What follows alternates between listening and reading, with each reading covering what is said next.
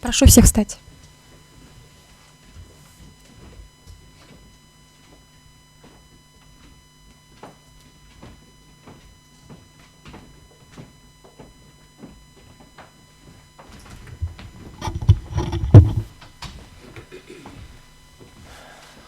Оглашается резолютивная часть решения Конституционного суда именем Кыргызской Республики. Решение Конституционного суда Кыргызской Республики по делу о проверке конституционности части 2 статьи 71 Уголовного кодекса Кыргызской Республики в связи с обращением Курманбаевой Аиды Маратовны.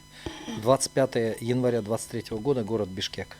Конституционный суд Кыргызской Республики в составе председательствующего Исконбаева, судьи Айдарбековой, Бобукеевой, Дюшеева, Джолдошева, Джумабаева, Касымалиева, Кадырбаева, Шашиналиева, пресс-секретаре Мамыталы кызы Камила с участием обращающей стороны Алмазбекова Тилека Алмазбековича, сторона ответчика Кадралиева Тынарбека Сабыровича, Бабаевой Баглан Орманбековны, представитель Джоркинеша по доверенности, третьих лиц Молдобаева Алмазбека Тавалдыевича, полномочного представителя президента и кабинета министров в Конституционном суде, Асакеева Эрнеста Эркинбековича, представителя Генеральной прокуратуры по доверенности, Сапияновой Маргариты Насаркановны, представителя Верховного суда по доверенности, Мамытхана Шеремкула Замирбековича, представителя Министерства юстиции Кыргызской Республики по доверенности.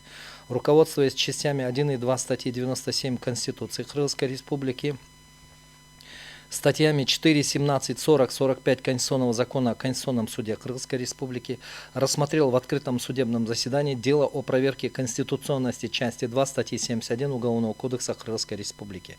Поводом к рассмотрению данного дела явилось ходатайство Курманбаевой. Основанием к рассмотрению дела явилась обнаружившаяся неопределенность в вопросе о том, соответствует ли Конституции часть 2 статьи 71 Уголовного кодекса Кыргызской Республики. Заслушав информацию судьи-докладчика Дюшеева, проводившего подготовку дела к судебному заседанию, и исследовав представленные материалы, а также руководствуясь пунктом 2 части 2 частями 4 и 5 статьи 97 Конституции Кыргызской Республики, статьями 48, 49, 52, 53 Конституционного закона о Конституционном суде Кыргызской Республики, Конституционный суд решил признать нормативное положение части 2 статьи 71 Уголовного кодекса Кыргызской Республики, выраженное словами в размере от 50-кратного до 1000-кратного расчетного показателя, противоречащим частям 2 и 4 статьи 23, часть 1 статьи 61, части 2 статьи 62 Конституции Кыргызской Республики. Второе. Считать допустимым законодательное установление пределов компенсации морального вреда только для случаев его возмещения из средств специального фонда в порядке, определенном Кабинетом министров Кыргызской Республики в силу требования части 10 статьи 40 Уголовно-процессуального кодекса Кыргызской Республики. Кабинету министров Кыргызской Республики инициировать изменения в действующее правовое регулирование, вытекающее из настоящего решения. Решение окончательное обжалованию не подлежит, вступает в силу с момента провозглашения. Решение обязательно для всех государственных органов, органов местного самоуправления, должностных лиц, общественных объединений, юридических и физических лиц и подлежат исполнению на всей территории республики.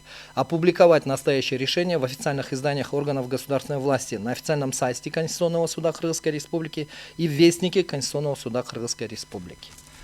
Решение понятно? Вопросов нет? Заседание Конституционного суда объявляется закрытым.